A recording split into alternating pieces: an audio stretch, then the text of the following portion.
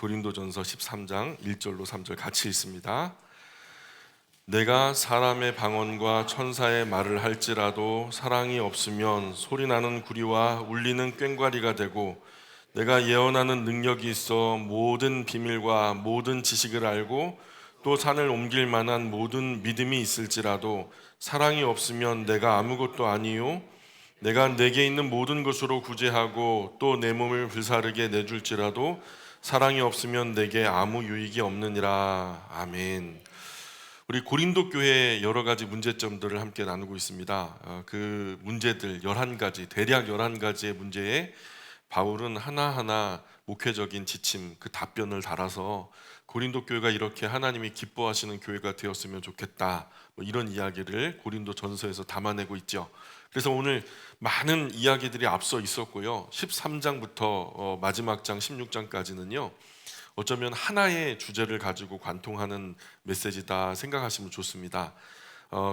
어떻게 보면 이 고린도 전서라고 하는 편지의 결론적인 교훈, 마지막 그 모든 것을 모두어서 이런 내용으로 마무리하겠다, 이런 의도가 보이는 것이 바로 12장부터 16장까지 제일 중요한 부분이 이제 뒤에서 다루어지고 있죠.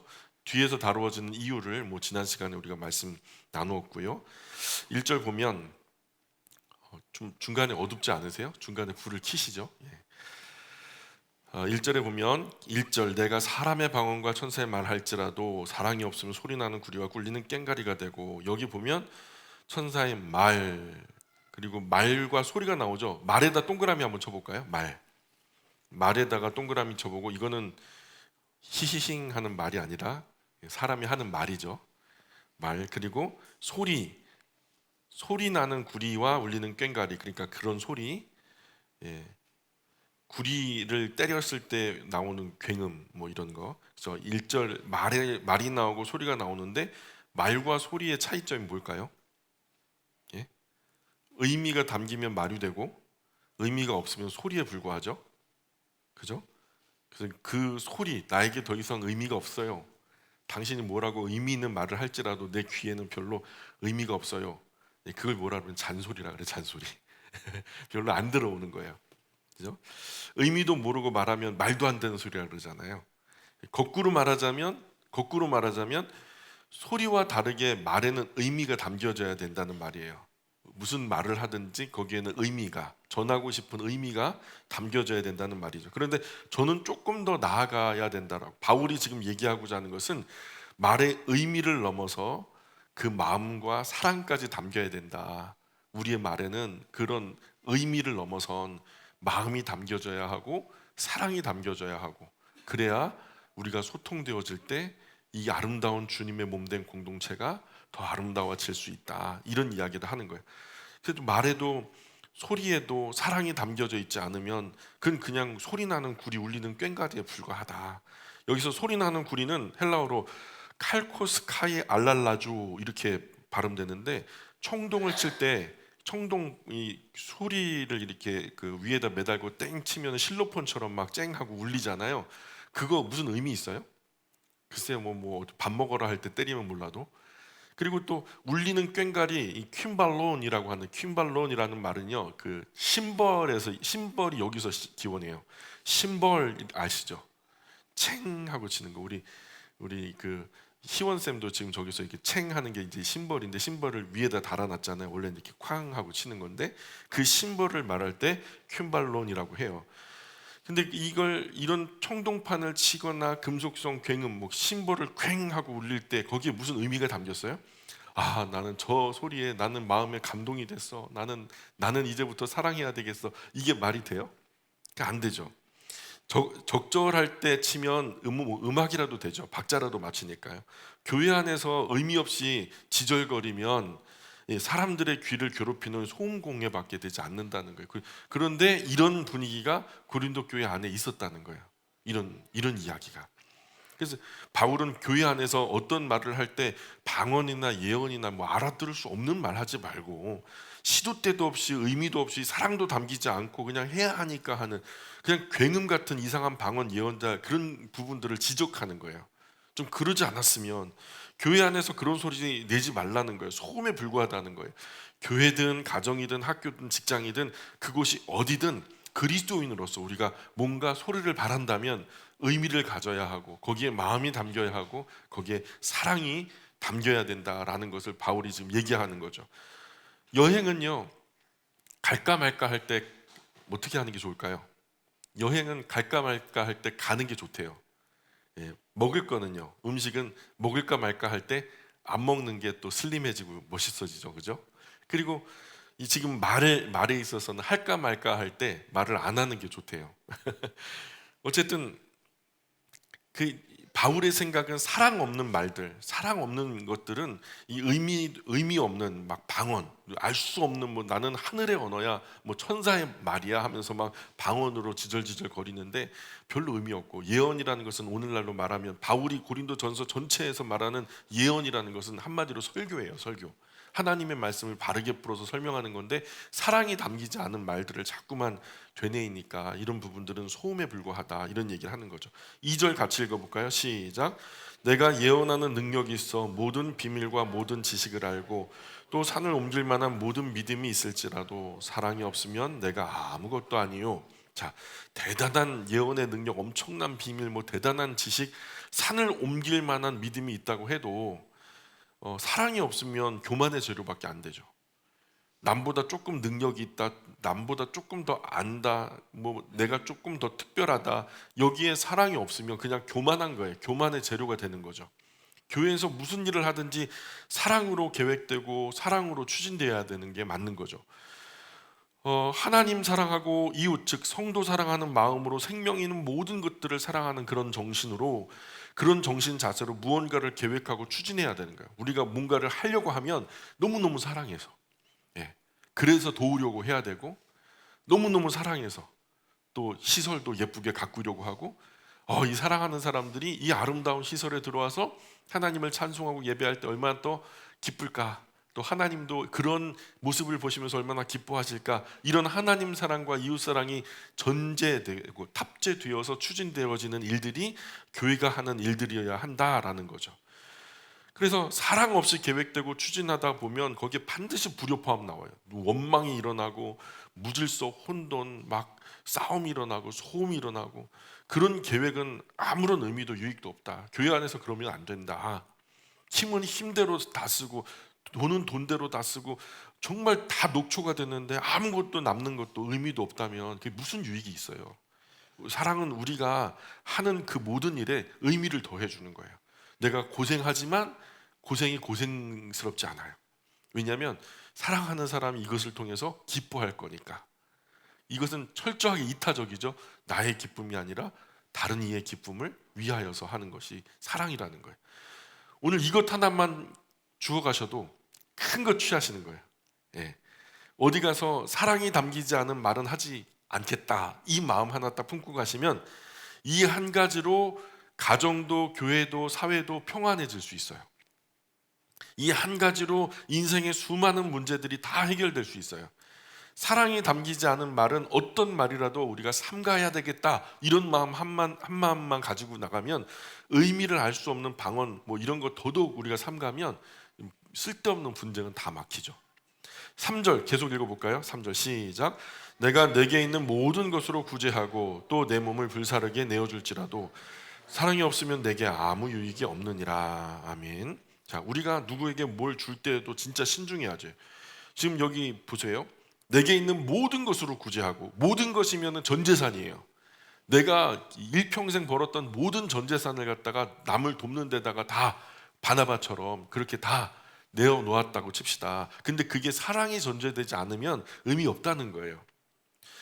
자칫 함부로 생각 없이 그냥 나는 있으니 너는 없으니 내가 준다 하는 그런 마음으로 함부로 생각 없이 주면 받는 사람 입장에서 상처가 되고 비참해질 수 있어요. 받는 손이 부끄럽지 않도록, 자존심 상하지 않도록 지혜롭게 줄 수 있어야 돼요. 주는 마당에 내가 거기까지 신경 써야 돼? 그게 사랑이거든요.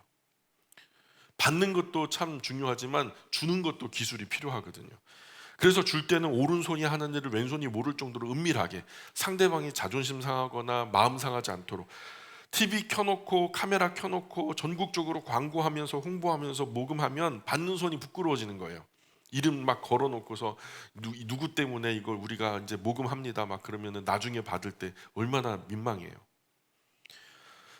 그래서 우리 교회 가끔 목사님, 선교사님들 오시잖아요. 또 많은 교회들은 성공한 목사님들 모시는데 우리 교회는 많이 힘들고 어렵고 실제적으로 이 일선에서 막 고군분투하는 분들을 모시거든요. 이런 분들 올 때 선교사님, 목사님 오시면 절대 다른 분들 보는 앞에서 살해하지 않아요.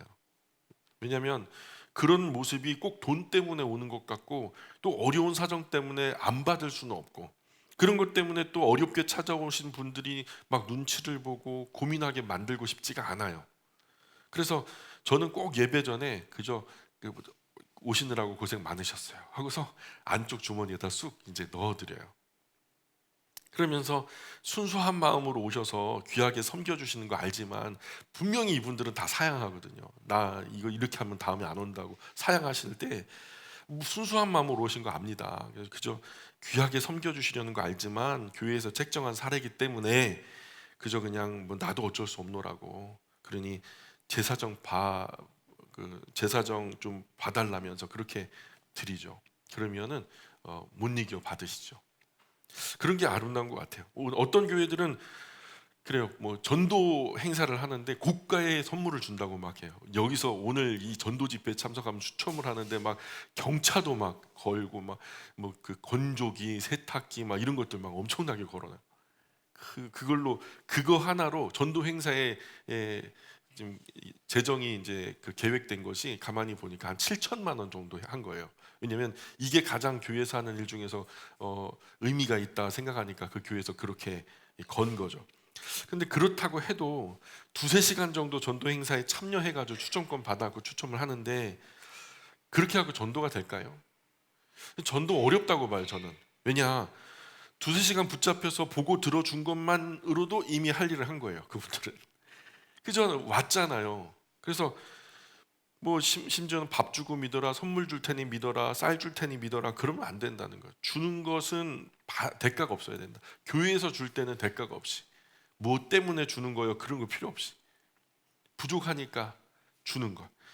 이사야 52장에도 이스라엘 민족이 이집트에 값없이 팔렸으니까 값없이 풀려날 거다 이런 말씀을 하시면서 나중에 그 정황이 계속해서 55장까지 진행되더니 예수님이 오시면 이제 있어질 예언을 갖다 말씀하실 때 이사야서 55장 1, 2절에 이렇게 말해요. 뭐라고 말하냐면 오호라 너희 모든 목마른 자들아 물로 나와라 돈 없는 자도 와라 너희는 와서 사 먹되 돈 없이 값없이 포도주와 젖을 사라 너희가 어찌 양식이 아닌 것을 위하여 은을 달아주며 배부르게 못할 것을 위하여 수고하느냐 내게 듣고 들을지어다. 한번 따라해 볼까요? 내게 듣고 들을지어다. 시작. 뭘 듣고 들을까요? 지금 여기서는 예언이 예수 그리스도의 복음이에요. 예수님을 통한 구원의 길, 생명의 길을 듣고 들어보라는 거예요. 그러면 너희가 좋은 것을 먹을 것이며 너희 자신이 기름진 것으로 즐거움이 이 만족과 이 즐거움은 영원한 것이겠죠. 그죠? 그래서 선물 주고 돈 주고 밥 주면서 하나님 말씀 들어라 그러면 안 돼요. 그럼 값없이 사랑이 전제 그냥 복음은 복음대로 전하고 그냥 우리가 주는 것은 주는 대로 순수한 구제가 돼야 된다. 사랑이 전제되어야 된다. 사랑으로 시작했으니 사랑으로 끝나야 되는 거죠. 내가 사랑해 줬으니까 뭘 어떻게 해줘야 될 거 아니야? 뭐 그건 무슨 조건부 사랑입니까? 아주 저급한 사랑이죠. 내가 사랑을 줬으니 예수 믿어라. 이런 공식 잘못된 거예요. 교회에서 이런 마케팅적인 요법들은 좀 지양돼야 된다는 거죠. 지양. 우리의 구제는 사랑이 전제돼야 하고 주었으니 받아야 된다라는 생각 버려야 되죠. 그냥 사랑해야 돼. 그냥 줄 때도 그냥 줘야 되는 거고요. 이제 4절부터 바울은 사랑에 대한 이야기를 시작하는데요. 왜 사랑 이야기를 하냐면 이렇게 사랑으로 했어야 하는데 고린도 교회 몇몇 그리스도인은 사랑으로 하지 않았던 거죠. 그러니까 그 허공에 대고 들을 사람 듣고 말라면 말하라 이게 아니라 이것은 분명히 편지죠. 바울이 고린도 교회 그리스도인들에게 전하는 편지의 대상이 있어요. 분명히 이걸 수신자가 있단 말이에요. 그러니까 일단 이 글은 편지고 수신자가 고린도 교회 그리스도인들인 거죠. 그러니 전제는 고린도 교회 그리스도인을 향한 바울의 생각을 우리가 유추해 볼 수 있는 거예요. 아, 이런 상황이었나 보다 이해할 수 있는 거죠. 예를 들어서 4절 볼까요? 계속 읽어봅니다. 시작. 사랑은 오래 참고 사랑은 온유하며 시기하지 아니하며 사랑은 자랑하지 아니하며 교만하지 아니하며. 그죠? 고린도 교회 몇몇 그리스도인은 오래 참지 않았던 것 같아요. 사랑한다 하면서 오래 참아주지 않는 거. 그러니 바울이 고린도 교회 그리스도인들에게 사랑은 오래 참는 거란다 이렇게 말해주는 이유가 그건 거예요.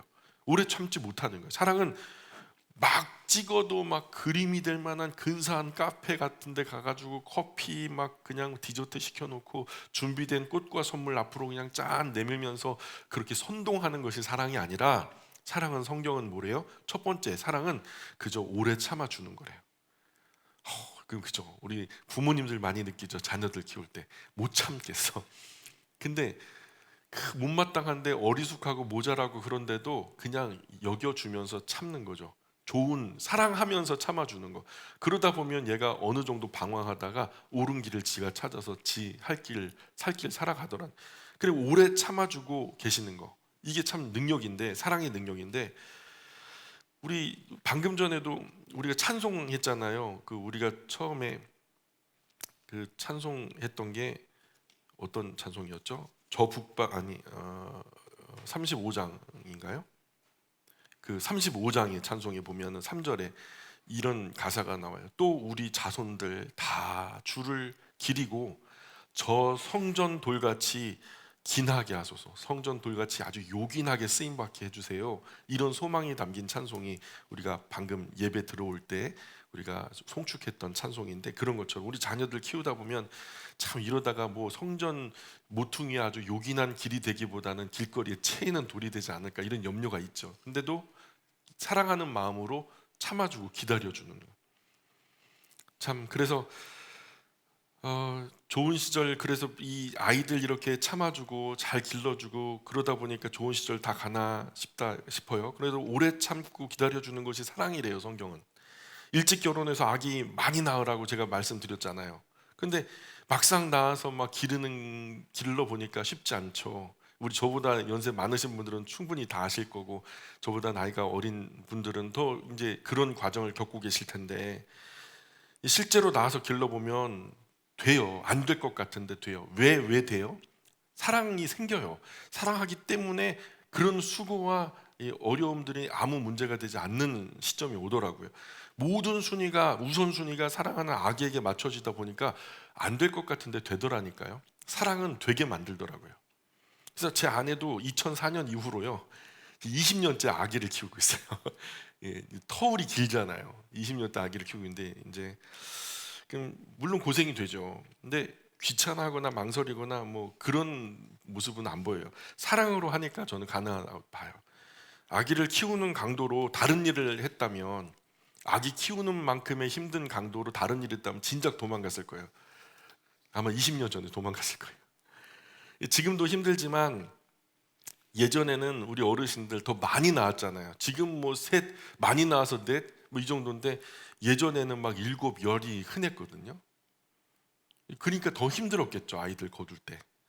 옷도요, 뭐 요즘에는 스마트폰 몇 번 뚝 누르면은요 다음 날 아침에 집 앞에 와 있어요. 그저 세탁까지 했으니까 몸에 무이하니까 그냥 입으래요. 입으면 되는 거야. 근데요, 과거에는 옷을 지어 입혔잖아요. 왜 짓는다 할까요? 오래 시간이 걸리는 것을 짓는다고요. 집도 짓는다, 예, 옷도 짓는다 그래요. 목화 따다가 실을 갖다 하나하나 틀어요. 그래가지고 실을 만들어. 그래 씨실 날실 걸어요. 그래서 옷감을 갖다 이렇게 만들어요. 그 옷감을 가지고 또 끝나느냐? 옷감을 가지고 밤새 손바느질로 그 체형에 맞게 한 식구 한 식구 클 때마다 옷을 갖다 그렇게 지어 입히는 거죠. 이게 쉬운 일 아니죠. 그리고 뭐 먹는 것도 쌀에 논 한 계절 땀 흘려 만들어 갖고 타작하고 이려서 불 떼서 밥을 해 먹죠. 지금이야 뭐 깡통 분유 아기 키울 때 그냥 사다가 이렇게 타주면 되지만, 일회용 기저귀 있으니까 뭐 갈아주면 그만이지만, 과거에는 다 쉬운 일이 아니었죠. 저희 어머니 말씀 제가 들었는데, 저희 형님 키울 때 형 키울 때 그 상동에서 이제 키웠는데, 기저귀가 있잖아요. 면 기저귀. 어느 날은 20장 나온 적도 있대요. 20장 나온 적도 있대요, 면 기저귀가. 근데 이 기저귀가요 여름에야 뭐 그냥 물 따뜻하고 하니까. 근데 겨울에 만약에 그런 일이 벌어지면 아주 그냥 고생스럽다는 거예요. 고생스럽다는 거예요. 어쨌든 지금이야 뭐 세탁기가 다 빨아주고 뭐 그냥 뭐 건조기가 말려주고 하지만은 그때 당시는 다 일일이 빨았을 테니까 내 아이 키울 때 적어도 기저귀 한 10,000장 이상은 빨지 않았을까. 그런 거 생각하면 참 어른들 몸 안 망가지는 게 이상한 일이죠. 예. 저는 지금 요양원 예배 드릴 때마다 지금 이 앞에 이렇게 앉아 계신 어르신들이 다 그런 시절을 겪고 오셨던 어르신들이다 생각하니까 어르신들의 삶이 굉장히 위대하게 느껴지더라고요. 존경스럽고 그냥 앉아 계신 그 모습 자체가 하나의 큰 도서관 같아요. 하나의 큰 어떤 영화 같은 느낌이 들더라고요. 과거에 비하면 지금 우리는 천국을 살고 있어요. 진짜 천국이에요. 천국. 예, 먹을 거, 뭐 입을 거, 마실 거, 살 거, 뭐 전부 다. 여기에서 불평하면 진짜 벼락 맞아도 괜찮아요. 불평할 이유가 없어요. 조용히 비행기 태워서 저 북한 쪽으로 방향을 틀어주면 좋을 것 같아요. 부모님들 뭐 자기 일들에 돈 쓰는 거요. 1,000원, 10,000원 진짜 아까워하세요. 예, 1,000원, 10,000원 그거 반나절 해가지고 줄 서서 뭐 하나 했더니 어느 날 보니까 뭐 저 그 신협 옆인가 뭐 있는데 거기서 어르신들 길게 줄을 서는 거예요. 뭐 하나 했더니 그 반나절 그거 뭔가 강의인가 뭐를 들은 건강 강의가 들으면 이 화장지 한 타스를 준대요. 그 화장지 한 타스 보니까 뭐 8개인가밖에 안 들었는데 그 인터넷에 검색하면 10,000원도 안 돼요.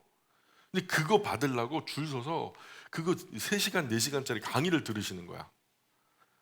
그러니까 이게 지금 어르신들은 그런 거예요. 자기 위해서 돈 쓰는 게 아깝고 어디서 준다면 몸을 뽀개서라도 그렇게 해가지고 이제 수고를 아깝지 않게 여기는. 근데 자녀들 일이라면 어때요?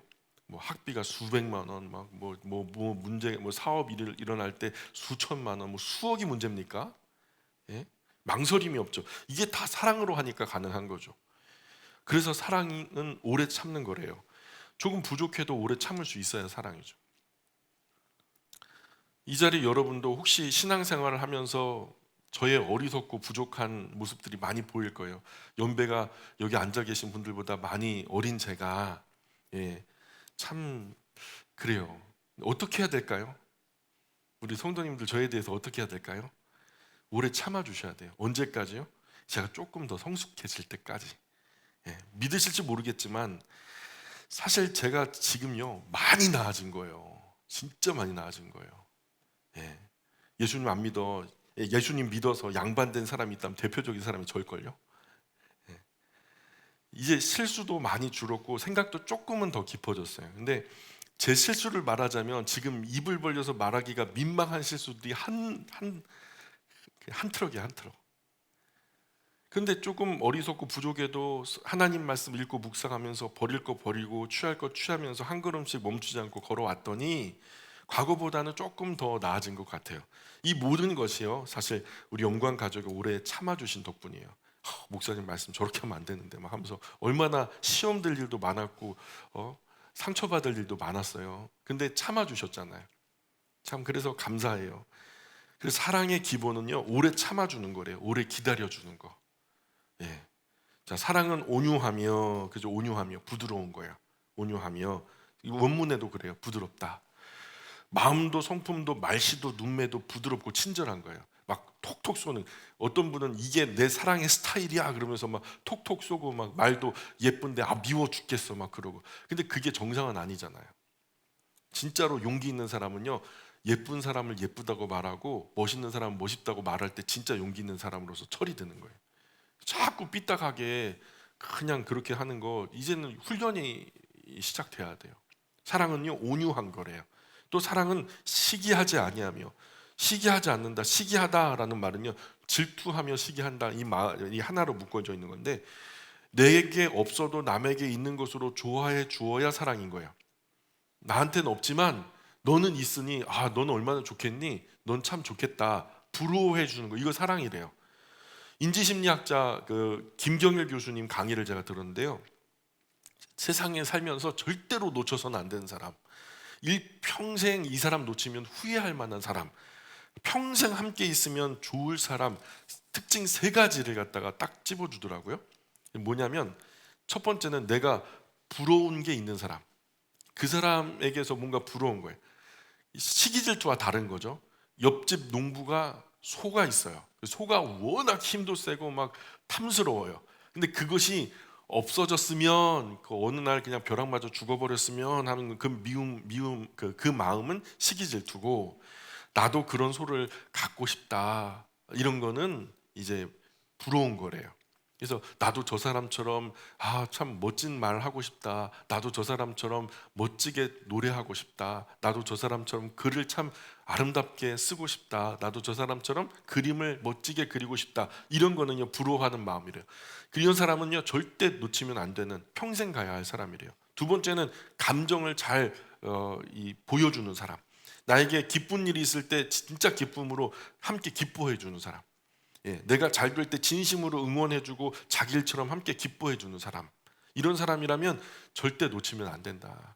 세 번째로, 거리는 중요하지 않다요. 거리는 중요하지 않다. 그 사람이 저 지구 반대편에 살든 바로 밑에 층에 살든 그건 중요하지 않은데, 보통 멀리 떨어져 지내지만 1년에 한두 번 보는 친구, 근데 그 친구 만나면요 속에 있는 이야기 다 꺼내잖아요.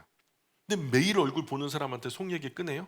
근데 그게 사실 거리는 문제가 안 된다는 얘기거든요. 실제로 자살을 고민하는 사람들이 쓴 일기들을 보면요, 많은 데이터화 해가지고 나타난 이야기를 보면, 자살을 고민할 때 자기가 어려운 이야기, 진짜 이걸 자기의 치부인데요, 이런 것들을 꺼내는 사람들이, 이런 이야기를 꺼내는 사람들이요 가까운 사람들이 아니라는 거예요. 자기가 좋아하는 사람, 그 좋아하는 사람에게 자기의 마음을 열어서 보여주길 원한다더라고요. 그러니까 거리와는 무관한 거죠. 어쨌든 진실한 사랑은 시기 질투하지 않는 거죠. 시기 질투는 자기 욕심을 비울 때, 자기가 이익을 보려고 하는 것을 포기할 때 그 사람에게 있는 것이 순수하게 넌 참 좋겠다, 멋지다, 이렇게 가능한 일이죠. 또 사랑은 자랑하지 않는데요. 진실한 사랑 자랑하지 않죠. 자랑하지 않으면 자신의 부족함을 인정하고 겸허하게 받아들일 때 자랑하지 않을 수 있어요. 그죠? 그리고 교만하지 않는데요. 더 적극적으로 말하면, 교만하지, 왜 아니하며 그래요? 그냥 거꾸로 뭐뭐 하며 하면 어떨까요? 여기서 교만하지 아니하며, 그 반대로 뭐예요? 겸손하며. 그죠? 근데 왜 바울은 사랑은 교만하지 않는 거야 라고 말했을까요? 왜 고린도 교회 몇몇 그리스도인들이요 교만했거든요. 애초에 교만하지 안 했다면 그냥 사랑은 겸손한 거야 이렇게 얘기하면 좋았을 텐데, 지금 너무나 교만한 사람들이 고린도 교회 안에서 막 그냥 그 미꾸라지 한 마리가 연못을 흐려놓는다고 그렇게 고린도 교회 전체를 갖다 흐려놓고 있으니까, 그 사람들을 향해서 바울이 하는 말은 사랑은 교만하지 않는 거야, 이렇게 주의를 주는 거죠. 그래서 애초에 그런 교만할 만큼 실력이나 능력이 있으면요 교만이라고 말하지 않아요. 그 뭐 능력 있는 거 티내냐, 뭐 실력 있는 거 티내냐, 그러면 끝인데, 근데 실력도 능력도 없으면서 뭔가 있는 것처럼 있는 채 너스레를 떠는 행동을 교만이라 하잖아요. 있지도 않으면서 있는 척. 또 무례히 행하지 아니하며, 무례하다 그러면 예의가 없다 이 말이죠. 진실한 사랑은 무례히 행동하지 않는데요, 사랑은 예의 있게 행동해요. 가까울수록. 아무리 가까운 사람이라도 뭐 가족 관계, 인적 관계, 인격적인 관계를 가지고 가죠. 진심으로 사랑하는 관계라면 끝까지 예의를 갖춰야 되는 거죠. 내가 평생 뭐 20, 30년 함께 살았으니 이래도 괜찮아, 그런 게 없어요. 사람은 인격적인 존재라 인격적으로 대해줘야 되는 거죠. 아무리 부부 관계라도. 그리고 또 자기의 유익을 구하지 아니하며, 또 정확하게 말하자면 진실한 사랑은 자기만의 유익을 구하지 않습니다, 이렇게 번역되고 있어요. 사랑하는 사람을 자기 기쁨이나 쾌락의 도구로 삼지 않아요. 상대방의 입장도 상황도 고려하지 않고 사랑한다는 미명하에 자기 기쁨, 자기 이익, 자기 쾌락의 도구로만 이용해 먹는 사람들이 얼마나 많아요. 그런 사람이 많은 시절이에요. 그래서 너 나를 배신해? 내 기쁨, 내 이익, 내 쾌락을 뺏어가? 그러면 남의 기쁨도 될 수 없어. 너의 기쁨도 이제는 포기해. 그래서 막 쫓아가고 찔러 죽이고 이런 거잖아요.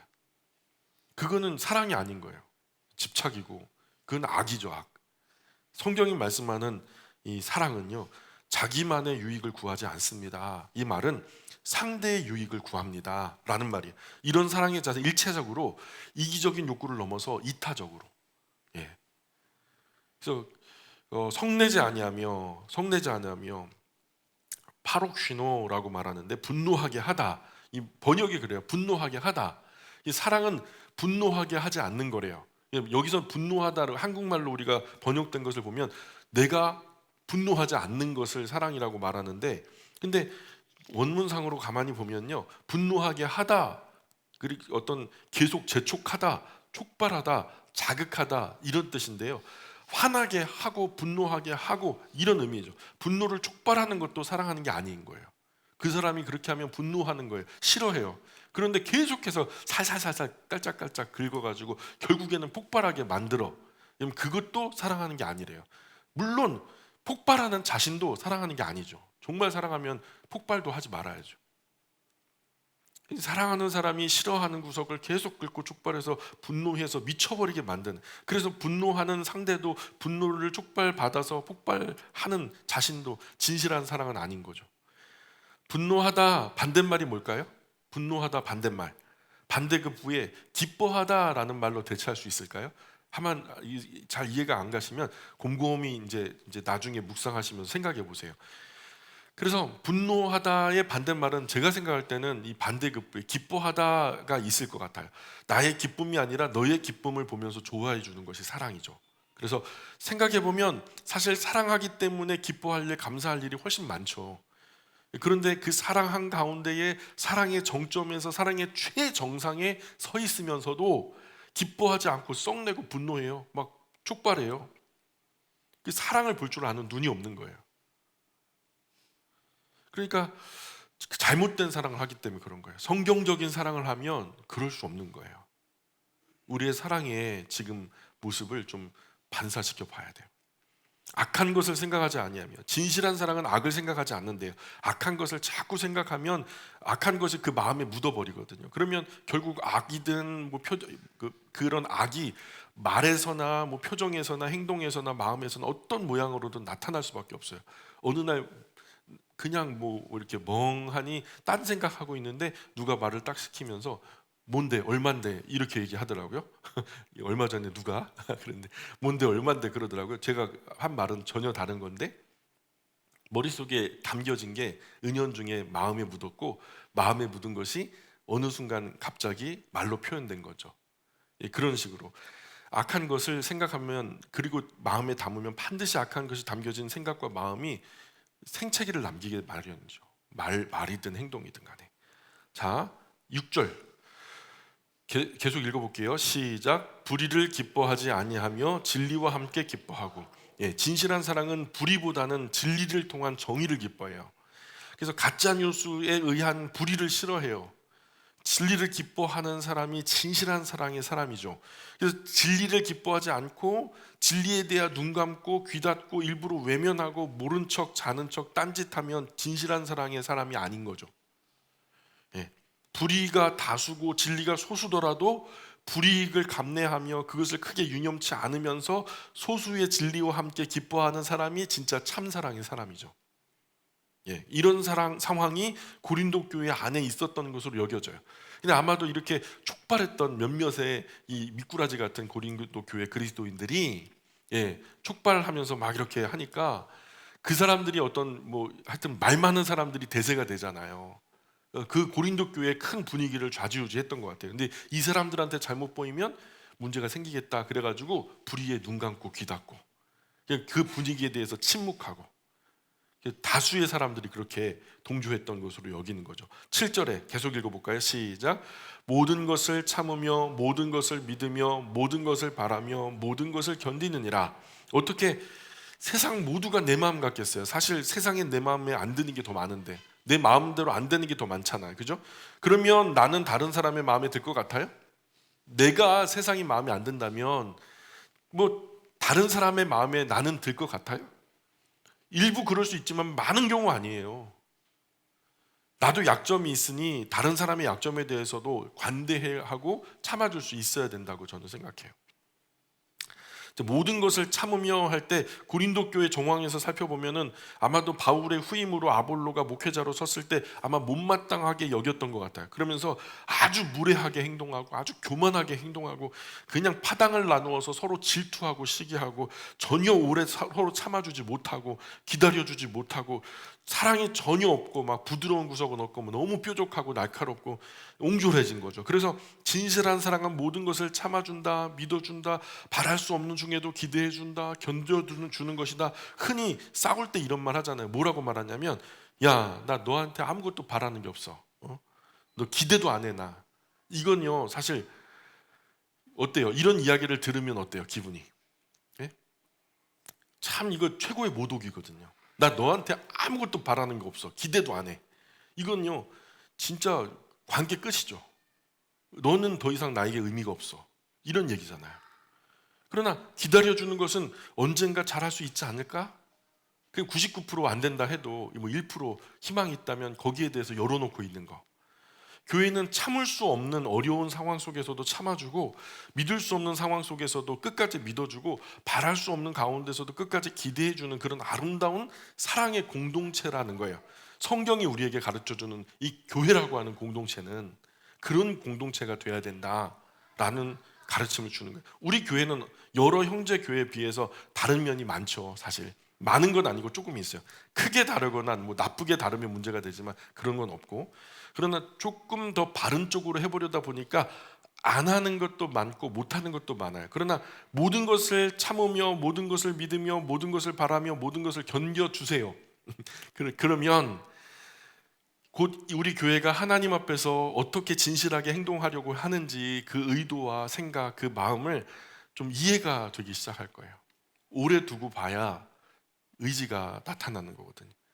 더는 못 참겠다 할 때 그때까지는 누구나 참아요. 그죠? 나 더 이상 너 못 참겠어. 이 말은요, 세상 누구의 입에서도 다 나와요. 그런데 더는 못 참겠다 할 때 그때 참아야 되는 거예요. 왜냐? 그때 참는 것이 진짜 참는 거거든요. 누구나 하는 건 참는 게 아니죠. 이 고비를 넘어서서 참아주는 이유는 사랑이 아니고서는 설명할 길이 없어. 여기에 놀라운 은혜가 있는 거죠. 예, 나 더 이상 못 참겠어. 여기까지 누구나 간다니까요. 근데 거기서 이상으로 넘어갈 때, 누구도 참아줄 수 없을 때 참는 건 사랑이 이유인 거죠. 8절 시작.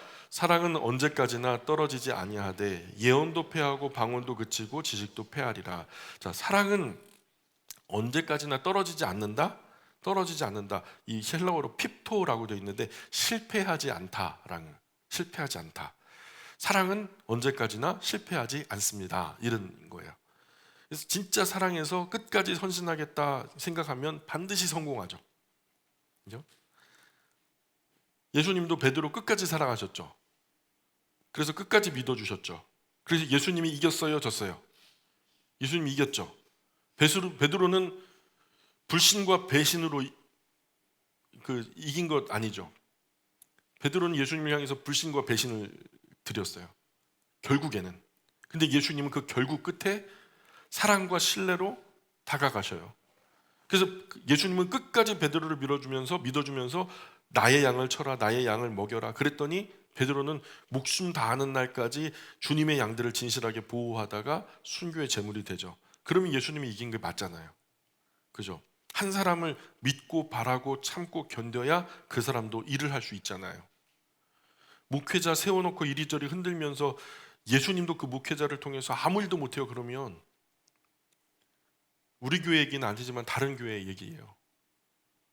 참 목회자 세워놓고서 별의별 짓을 다 해요. 그럼 그 목회자가 사실 초능력자도 아닌데 어떻게 버틸 수 있겠어요? 예수님도 믿어주지 않으니까 아무 일도 할 수 없어서 다른 동네로 가버리세요. 발에 먼지 털어버리고. 믿어주지 않는 데서는 예수님도 일 안 하셨다니까요. 여기도 그런 분, 그렇게 이긴 분 많잖아요. 그죠? 그렇게 이긴 분 많아요. 바랄 수 없는 중에 바라면서 그냥 사랑은 이제 실패하지 않는다, 이거 하나 믿고, 그죠? 끝까지 믿어주고 참아주고 인내하면서. 최혜숙 권사님 옆에 최홍렬 집사님, 그죠? 김금장 권사님 옆에 김호선 집사님, 김공근 권사님 옆에 최희 집사님. 보세요. 다 사랑의 열매예요. 사랑이 이긴다는 것을 인생 가운데 증명하는 거죠. 이왕지사 뭐 나와 긴밀한 사람으로 세워주셨으니 끝까지 믿어주고 기대해주고 참아주고 견뎌주니 곧 내가 믿었던 대로 기대했던 대로 이기더라는 거예요. 근데 그 이김의 결과가 나를 기쁘게 하나요? 나의 이익만을 추구하나요? 아니에요. 우리가 상대가 훨씬 더 기뻐져요. 사실 이런 원리라면 목회자가 부족할수록 교회는 잘 돼야 돼요. 목회자가 많이 부족하니까 우리가 더 잘해야지 하면서 끝까지 믿어주고 기대해주고 참아주고 견뎌주면서 사랑의 실력이 생기지 않겠어요? 그런 교회의 성도가 더욱 성숙하게 되고 성장하더라는 말이죠. 어쩌면 우리가 부응하지 못하는 것은 우리의 사랑이 많이 부족하기 때문이 아닐까, 이런 생각을 해봐요. 목회자가 다재다능을 해봐요. 박학다식하고 교회가 부족해질 확률이 높죠. 무조건 목사님한테 다 의지하면 돼, 이렇게 돼버리면 목회자 혼자 다 하면 되고 다 하려고 하니까, 그래서 저는 뭘 못하는 게 좀 은사인 것 같아요. 안 하고, 요즘엔 일부러 안 하려고 해요. 바울에 비해서 아볼로가 얼마나 부족하고 미흡했겠어요? 그죠? 그러나 그럴수록 고린도 교회 성도가 믿어주고 기대해주고 기다려주고 견뎌줬다면 아마 바울이 사역을 그만두고 아볼로가 이후에 부족한 목회자 아볼로가 이 교회를 맡아서 할 때 진짜 사랑의 원리가 고린도 교회 안에서 작용됐다면 훨씬 더 귀한 교회가 됐을 거예요. 만약 그랬다면 오늘 우리는 고린도 교회처럼 이렇게 하지는 맙시다, 이런 반면 교사가 아니라 우리도 고린도 교회처럼 이렇게 해야만 합니다, 타산지석이 됐을 거예요. 오죽이나 믿어주지 못하고 기대하지 않고 기다려주지도 않으니까, 견뎌주려는 생각조차 없으니까 아볼로가 파송돼 1년도 채우지 못하고 그냥 사표 쓰고 에베소 바울에게 주랭랑을 쳤겠어요. 그래서 사실 이런 정황에서 고린도전서 13장을 보면 엄청 호된 책망이에요. 아름다운 말들로 포장되어 있지만 사실 그 안에 골자는요 굉장히 호된 책망이 들어있는 거예요.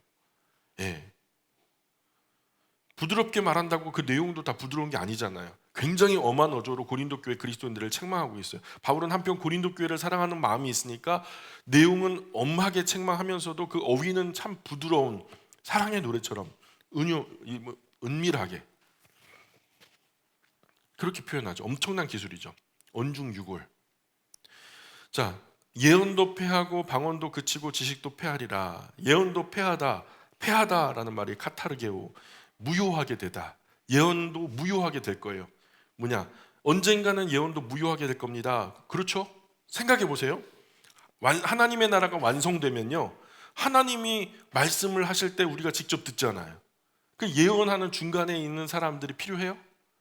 모세처럼 중간에서 말을 하나님께로 들고 또 받았던 그 말씀 백성들에게 전하는 이런 과정이 필요 없잖아요. 하나님의 나라가 완성되면 우리 하나님과 우리는 함께 소통돼요, 직접. 그러니 예언도 피해야 한다, 이 말이 맞죠. 복과 저주의 예언 경고 더 이상 의미가 없어요. 그리고 방언도 그친다, 헬라어로 파우오한데 해방되다, 중지하다.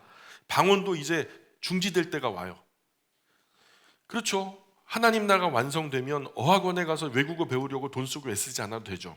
하나님 나라에 가면은 우리가 하늘 언어를 사용하게 될 텐데요, 혹 다른 언어가 있더라도 배워서 되는 게 아니고 그냥 되는 거예요. 그냥 언어가 이제 하나님의 뜻에 반대되니까 언어가 흩어졌죠. 그러니까 하나님의 뜻에 하나가 되니까 그 언어가 하나가 되는 거예요. 그 증거가 이제 오순절 성령께서 강림하실 때 마갈다락방에서 방언이 터졌을 때 열국으로부터 오순절 때문에 예루살렘에 모이던 사람들이 각기 한 말로 자기가 난 곳 방언으로 다 듣게 되었다. 언어가 모아지는 거예요. 하나님 뜻을 세울 때는 말이, 결국 하나님의 나라가 완성되면 언어는요 우리가 배워서 습득하는 게 아니라 우리 안에 탑재되어 있는 거예요. 지식도 패하다, 예언과 똑같이 카타르게오, 무효하게 될 거다. 하나님 나라가 완성되게 되면요, 지식은요 더 이상 습득되는 것이 아니에요. 이미 우리 안에 탑재된 완전한 지식을 누리게 될 거예요. 마치 그죠? 새들이요 자기 알을 낳아서 새끼를 품고 또 갖다 먹이고 또 날아다닐 때까지 건강하게 살피는 것처럼 그들이 그걸 배워서 하는 게 아니죠. 새들 유아 학교 양육 학교 그런 거 있는 거 없잖아요. 그죠? 근데 태어났는데 어느 날 그렇게 품고 내 아빠 새가 그렇게 하더니 엄마 새가 그렇게 하더니 나도 그렇게 하고 있고 나에게 나온 새끼 새들도 그렇게 하고 있는 거예요. 본능적으로. 그게 우리 안에 탑재되는 지식일 거라고요. 그래서 지식도 더 이상 우리가 도서관에 가서 공부해갖고 습득하는 것이 아니라 이미 우리 안에 다 완전한 지식으로 선물로 주어지는 것들이죠. 그래서 때문에 예언도 무효하게 되고 언어의 장복도 해방되고 지식의 한계도 의미를 잃게 되고, 그러나 사랑은요 영원히 실패하지 않는다. 그죠? 그때도 사랑할 거니까. 사랑의 끝이 어디 있어요? 사랑은 영원하니까. 그래서 하나님 나라도 영원하죠. 사랑에 투자하면 그 의미는 사라지지 않아요. 왜? 사랑은 영원하니까. 그 의미도 영원할 것이고 그 열매도 그 상급도 영원할 거니까. 그러니 하나님 사랑하고 이웃 사랑하면 손해보는 게 아니라니까요.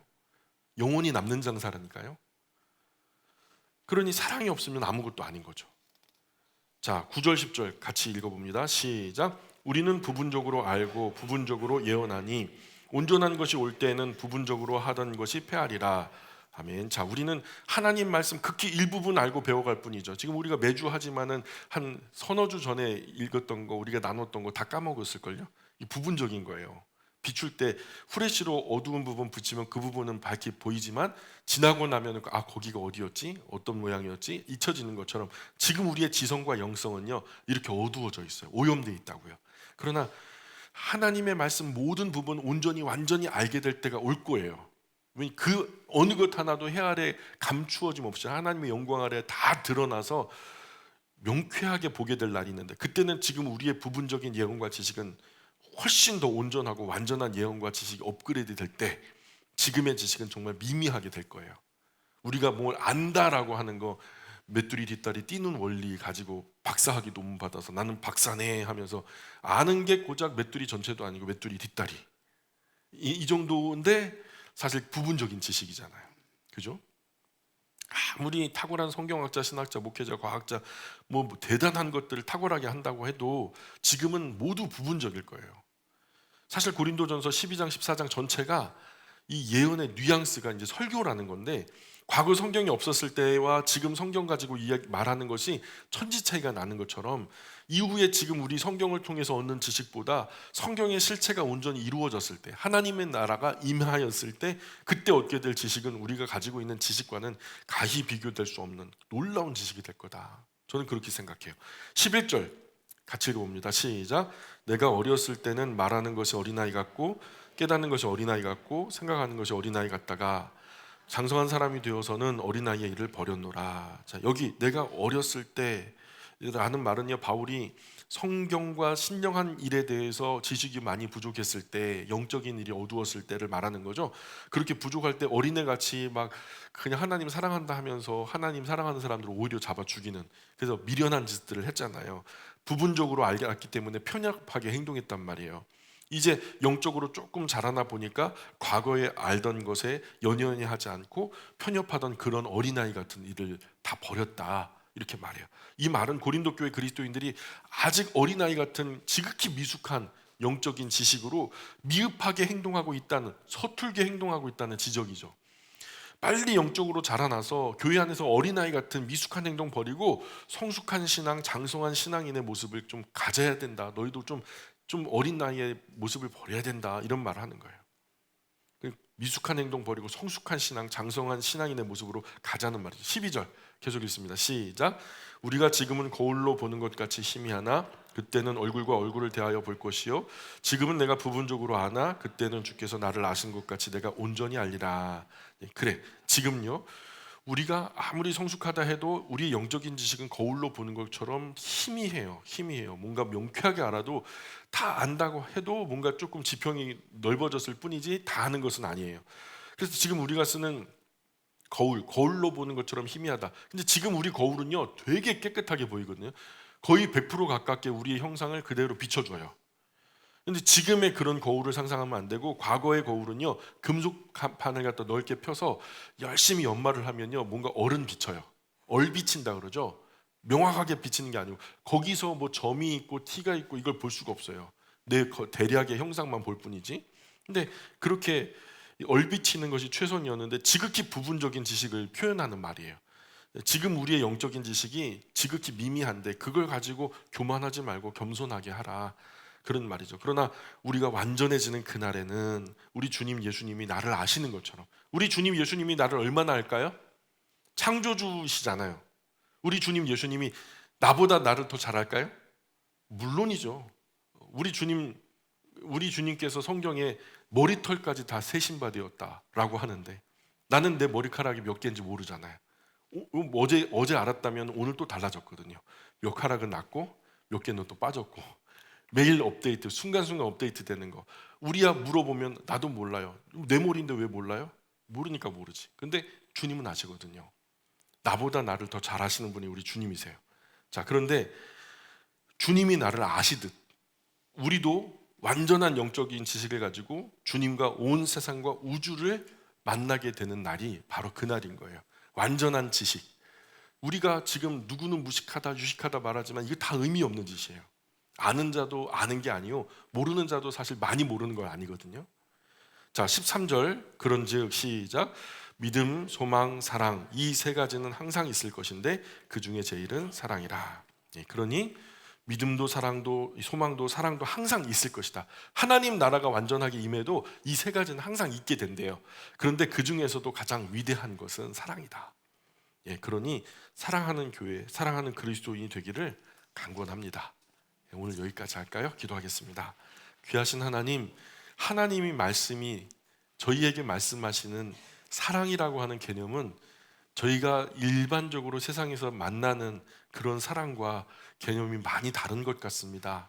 하나님, 저희에게 하나님의 이 깊으신 사랑의 의미를 깨우쳐 주셔서 비록 지금은 부분적으로 알지만 틀린 방향이 아니라 맞는 방향으로 한 걸음이라도 의미 있게, 또 한 걸음이라도 마음을 담아서 한 걸음이라도 또 사랑이 담겨져서 하는 행동, 하는 말, 하는 생각들이 될 수 있도록 하나님 저희에게 참 사랑의 은혜를 부어 주옵소서. 또 한 달 저희에게 허락하여 주셨으니 사랑할 수 있는 기회로 여기고 제 주변에 허락하신 귀한 사람들 정말 인격적으로 존중하며 존엄히 여기며 이타적인 사랑으로 나의 기쁨을 이기적으로 추구하는 것이 아니라 앞선 이 사람의 기쁨을 기쁨으로 여기고 우리가 그 사람의 기쁨을 위해서 살아가는 이타적인 사랑을 실천하는 우리 모든 영광 가족들이 될 수 있도록 은혜 내려 주옵소서. 하나님만 영광 받으셨으면 좋겠습니다.